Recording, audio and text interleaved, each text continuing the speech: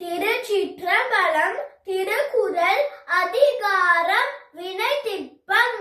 உருவு கண்டு எல்லாமை வேண்டும் உருப்பெருந்தேருக்கு அச்சாணி அன்னார் உடைத்து.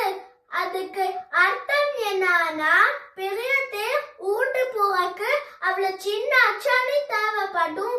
அந்த சின்ன அச்சாணி அவ்வளவு சின்னதா இருக்கும், அவ்வளவு ஸ்ட்ராங்கா இருக்கும். அந்த சின்ன அச்சாணி இல்லைன்னா தேர் ஓடவே ஓடாது.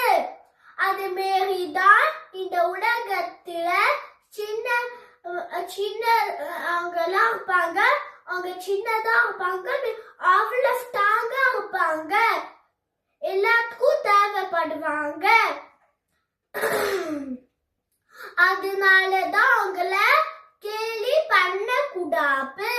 அதான் திருவள்ளுவர் உருவு கண்டு